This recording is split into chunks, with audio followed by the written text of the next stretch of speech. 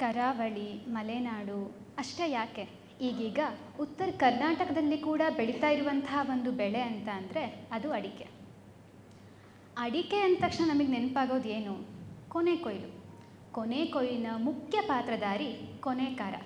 ಆ ಕೊನೆಕಾರನನ್ನು ಹುಡುಕಿ ಅವನು ಬರೋ ತನಕ ಕಾದು ಅವನು ಬಂದ ಮೇಲೆ ಹುಸ್ಸಪ್ಪ, ಅವನಿಗೋಸ್ಕರ ಬುಟ್ಟಿ, ಚೀಲ, ಹಗ್ಗ, ಚಾಪೆ, ಕತ್ತಿ ಇದನ್ನೆಲ್ಲ ಹುಡ್ಕೋ ಆ ಜಿಗಿ ಜಿಗಿ ಜಿಗಿ ಜಿಗಿ ಗಲಾಟೆ.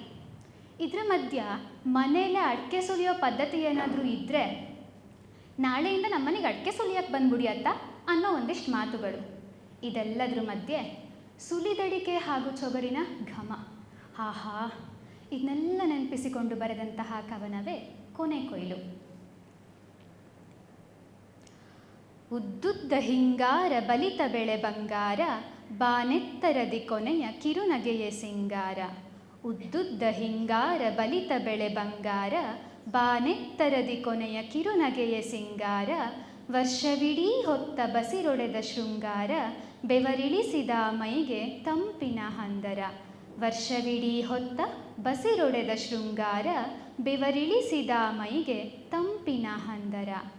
ಹಾರಿ ಮರದಿಮ್ಮರಕ್ಕೆ ಕೊನೆ ಕೊಯ್ಯುವ ಕೊನೆಕಾರ, ಕೊನೆ ಹಿಡಿದು ಉದುರಾರಿಸಿ ಉಸಿರೆಳೆವ ಸಾಹುಕಾರ. ಹಾರಿ ಮರದಿಮ್ಮರಕ್ಕೆ ಕೊನೆ ಕೊಯ್ಯುವ ಕೊನೆಕಾರ, ಕೊನೆ ಹಿಡಿದು ಉದುರಾರಿಸಿ ಉಸಿರೆಳೆವ ಸಾಹುಕಾರ. ಬಡಿದು ಕೊನೆಗಳನ್ನು ಉದುರಿಸಿ ಹೊನ್ನ, ಸುಲಿದು ಹಸಿರಡಿಕೆ ಹರಡುವುದೇ ಚೆನ್ನ. ಬಡಿದು ಕೊನೆಗಳನ್ನು ಉದುರಿಸಿ ಹೊನ್ನ, ಸುಲಿದು ಹಸಿರಡಿಕೆ ಹರಡುವುದೇ ಚೆನ್ನ. ನೇಸರನ ನಗು ಮಂದವಾಗಿ ಶೀತಲತೆಯ ಸೊಗಡು ಸೋಕಿದಾಗ, ನೇಸರನ ನಗು ಮಂದವಾಗಿ ಶೀತಲತೆಯ ಸೊಗಡು ಸೋಕಿದಾಗ. ಶಾಖವ ಹೀರುವ ಶ್ರಮಿಕ ಉರಿಯ ಮುಂದೂಡುತ್ತ, ಶಾಖವ ಹೀರುವ ಶ್ರಮಿಕ ಉರಿಯ ಮುಂದೂಡುತ್ತ. ಉರಿಯೇರಿ ಉಕ್ಕಲು ತೊಗರು ಘಮಿಸುವುದು ಸುಲಿದಡಿಕೆಯ ಹೆಸರು. ಉರಿಯೇರಿ ಉಕ್ಕಲು ತೊಗರು ಘಮಿಸುವುದು ಸುಲಿದಡಿಕೆಯ ಹೆಸರು. ಕೆಂಪಡಿಕೆಯ ತೋಡಲು ರಟ್ಟೆ ಸೋಸುವುದು ಕೆಂಪ ಕಿರುನಗೆಯ ರಸವು. ಕೆಂಪಡಿಕೆಯ ತೋಡಲು ರಟ್ಟೆ ಸೋಸುವುದು ಕೆಂಪ ಕಿರುನಗೆಯ ರಸವು. ಈ ರೈತನ ಬದುಕಿನಲ್ಲಿ ನಡೆಯುವಂತಹ ಕೆಲಸಗಳಿಗೆ ಬಿಡುವು ಹಾಗೆ ಮುಕ್ತಾಯ ಇವೆರಡೂ ಕೂಡ ಇರೋದಿಲ್ಲ. ಇಲ್ಲಿ ಹಲವಾರು ಮಂದಿ ರೈತರ ಕುಟುಂಬದಿಂದ ಬಂದವರು ಅಂತ ಭಾವಿಸ್ತೇನೆ. ಅದಲ್ಲದೆ ಹೋದರೂ ಕೂಡ ತೋಟವೋ ಗದ್ದೆಯೋ ಬೆಟ್ಟ ಬೇಣವೋ, ರೈತ ಅಂದಮೇಲೆ ಹಗಲು ರಾತ್ರಿ ಮಳೆ ಚಳಿ ಬಿರು ಬಿಸಿಲು ಇದ್ಯಾವುದಕ್ಕೂ ಅಂಜದೆ, ಹಗಲು ರಾತ್ರಿ ಅಂತ ನೋಡದೆ ಮೈ ಮುರಿದು ಕೆಲಸ ಮಾಡಿದರೆ ಮಾತ್ರ ಅವನಿಗೆ ಆ ವರ್ಷದ ಆದಾಯ. ಹೌದಲ್ವಾ? ಈ ರೈತನ ಸಮಸ್ಯೆಗಳು ಹಲವಾರು. ರೈತ ಅಂದಮೇಲೆ ಆತ ಮಣ್ಣಿನಲ್ಲಿ ನೀರಿನಲ್ಲಿಯೇ ಕೆಲಸ ಮಾಡ್ತಾ ಇರ್ತಾನೆ. ಇದರಿಂದ ಆತನಿಗೆ ಬರುವಂತಹ ಚರ್ಮದ ಸಮಸ್ಯೆಗಳಿರ್ಬೋದು. ಅಥವಾ ಒಬ್ಬ ರೈತ ಆ ವರ್ಷದ ಕೊನೆಯಲ್ಲಿ ಬರುವಂತಹ ಆದಾಯದಲ್ಲಿ ಇಡೀ ವರ್ಷ ತನ್ನ ಪರಿವಾರವನ್ನು ಸಾಕಬೇಕು. ಅಂತಹ ಜವಾಬ್ದಾರಿಯ ಜೋಳಿಗೆಯನ್ನು ಹೆಗಲಲ್ಲಿ ಹೊತ್ತಿರ್ತಾನೆ. ಇದ್ರ ಜೊತೆಗೆ ಕೆಲಸ ಮುಗಿಸುವ ಬರದಲ್ಲಿ ಹಗಲು ರಾತ್ರಿ ಹಸಿವು ನೀರಡಿಕೆ ಇದನ್ನೆಲ್ಲವನ್ನು ಸಹಿಸಿಕೊಂಡು ಮೈಯನ್ನು ದಂಡಿಸಿ ದುಡಿತಾ ಇರ್ತಾನೆ. ಇದರಿಂದ ಅವನಿಗೆ ಬರುವಂತಹ ನೋವಿನ ಬಾಧೆಗಳಿರ್ಬೋದು. ಇನ್ನು ಸೂಕ್ಷ್ಮವಾಗಿ ಹೇಳಬೇಕು ಅಂತ ಅಂದರೆ, ರೈತರಿಗೆಂದೇ ಕೊಡುವಂತಹ ಸರ್ಕಾರದ ಸವಲತ್ತುಗಳನ್ನು ರೈತರೇ ಪಡೀಲಿಕ್ಕೂ ಕೂಡ ಕಾಯೋದು ಮತ್ತು ತಿರುಗೋದು ಇವೆಲ್ಲವೂ ಹೇಳಿ ಮುಗಿಯದ ಕಥೆಗಳು. ನಿಮಗೂ ಹೌದು ಅಂತ ಅನ್ಸಲ್ವಾ? ಹೌದು. ಇಂತಹ ರೈತರ ಸಮಸ್ಯೆಗಳನ್ನು ಎದುರಿಸಿ ಅವರು ಬದುಕ್ತಾ ಇರೋದೇ ಹೆಚ್ಚು. ಎಲ್ಲ ಕಷ್ಟಗಳನ್ನು ಆತ ಮೌನದಲ್ಲಿ ಸಹಿಸ್ತಾ ಇರ್ತಾನೆ. ಮಾತು ಬೆಳ್ಳಿ ಮೌನ ಬಂಗಾರ ಅನ್ನೋ ಮಾತನ್ನು ನಾವೆಲ್ಲ ಕೇಳಿದ್ದೇವೆ. ಎಷ್ಟೋ ಬಾರಿ ಮಾತಿಗಿಂತ ಮೌನನೇ ಹಿತ ಅನಿಸೋದಿದೆ ಅಲ್ವಾ? ಕೋಪ, ಆತಂಕ, ನಗು, ಕಳವಳ, ಗೊಂದಲ ಇವೆಲ್ಲ ಭಾವನೆಗಳು ಮನದಲ್ಲಿ ಒಮ್ಮೆಲೆ ಮೇಳೈಸಿದಾಗ, ಮಾತೇ ಬೇಡವಾದಾಗ ಅದೇನೋ ಸಮಾಧಾನ ಮೌನದಲ್ಲಿ. ಹೌದಲ್ವಾ? ಅಂತಹ ಮೌನದ ಬಗೆಗೆ ಇದೊಂದು ಪುಟ್ಟ ಕವನ. ಮೌನ.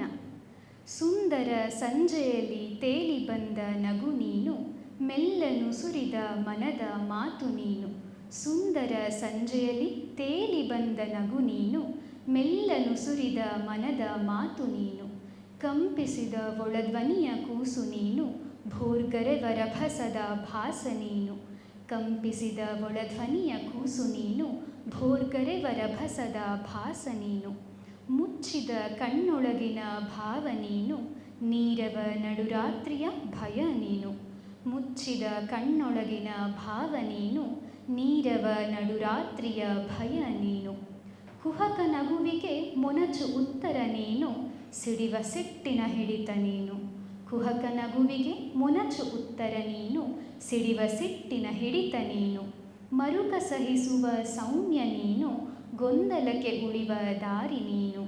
ಮರುಕ ಸಹಿಸುವ ಸೌಮ್ಯ ನೀನು, ಗೊಂದಲಕ್ಕೆ ಉಳಿವ ದಾರಿ ನೀನು. ಇಂಪು ಕರ್ಕಶಗಳ ನಡುವೆ ಸಾಧು ನೀನು, ಜೀವನದನುಭವದಿ ಬಂದ ಕೊಡುಗೆ ನೀನು. ಇಂಪು ಕರ್ಕಶಗಳ ನಡುವೆ ಸಾಧು ನೀನು, ಜೀವನದನುಭವದಿ ಬಂದ ಕೊಡುಗೆ ನೀನು. ಎಲ್ಲವ ಮರೆಮಾಚುವ ಮಾಯಾವಿ ಮೌನ ನೀನು, ಎಲ್ಲವ ಮರೆಮಾಚುವ ಮಾಯಾವಿ ಮೌನ ನೀನು. ಮೌನದೊಂದಿಗೆ ಎಲ್ಲವೂ ಮುಗಿಯಿತು ಅಂತ ಅಲ್ಲ. ರೈತ ಪರಿವಾರಕ್ಕಾಗಿ ಕಷ್ಟಗಳನ್ನು ಮೌನದಿಂದ ಸಹಿಸಿಕೊಳ್ತಾನಷ್ಟೆ. ರೈತನಿಗೆ ಆತನ ರಟ್ಟೆಯ ಬಲ ಮತ್ತು ತನ್ನ ಭೂಮಿಯ ಮೇಲಿನ ನಂಬಿಕೆ ಇವೇ ಅವನಿಗೆ ಕೊನೆಯ ತನಕ ಕೆಲಸ ಮಾಡಲು ಶಕ್ತಿಯನ್ನು ತುಂಬುತ್ತವೆ. ಅದೇ ಆತನಿಗೆ ದೇವರು ಕೂಡ. ನಮ್ಮ ತಂದೆ ಯಾವಾಗಲೂ ಹೇಳ್ತಾ ಇರ್ತಾರೆ, ನಾವು ಎಷ್ಟೇ ಹಣವನ್ನು ದುಡಿದ್ರೂ ಆ ಹಣದಿಂದ ಕೊಂಡಂತಹ ಅನ್ನವನ್ನು ಉಣ್ತೇವೆಯೇ ಹೊರತು ಹಣವನ್ನಲ್ಲ. ಹಾಗಾಗಿ ಜೀವನಕ್ಕೆ ಬೇಕಾದಂತಹ ಊಟ, ಆರೋಗ್ಯ, ನೆಮ್ಮದಿ ಮತ್ತು ನಿದ್ದೆ ಇವನ್ನೆಲ್ಲ ಕೊಡುವಂತಹ ಕೃಷಿ ಬದುಕು ನಮಗೆಲ್ಲ ಸ್ಫೂರ್ತಿಯಾಗಲಿ. ನಮ್ಮ ವಯಸ್ಸಿನವರಿಗೆ ಹೇಳಬೇಕು ಅಂತ ಅಂದರೆ ನಾವೆಲ್ಲ ಇನ್ನೇನು ದುಡಿಮೆಯ ಹಂತಕ್ಕೆ ಕಾಲಿಡ್ತೇವೆ ಅಲ್ವಾ? ತಕ್ಷಣಕ್ಕಾಗದಿದ್ದರೂ ಕೆಲವು ವರ್ಷಗಳ ನಂತರ ಆದರೂ ಅವಕಾಶ ಇದ್ದವರು ತಪ್ಪದೇ ಕೃಷಿ ಜೀವನವನ್ನು ಅವಲಂಬಿಸೋಣ. ಅದರಿಂದ ಆರೋಗ್ಯದ ಜೀವನವನ್ನು ನಮ್ಮದಾಗಿಸಿಕೊಳ್ಳೋಣ. ಅವಕಾಶವಿಲ್ಲದವರು, ನಮಗೆಲ್ಲ ಗೊತ್ತಿದೆ ಕೃಷಿ ಬದುಕು ಎಷ್ಟು ಕಷ್ಟಕರ ಮತ್ತು ಎಷ್ಟು ಆರೋಗ್ಯಕರ. ಈಗಿನ ಕಾಲದಲ್ಲಿ ನೆಮ್ಮದಿಯ ಜೀವನವನ್ನು ನಡೆಸ್ತಾ ಇರೋರು ಕೃಷಿಕರು, ಹೌದಲ್ವಾ? ಹಾಗಾಗಿ ಅಂತಹ ಜೀವನವನ್ನು ಗೌರವಿಸಿ ನಮ್ಮ ಕೈಲಾದಷ್ಟು ಸಹಕಾರವನ್ನು ನೀಡೋಣ ಅಂತ ಕೇಳ್ಕೊಳ್ತೇನೆ.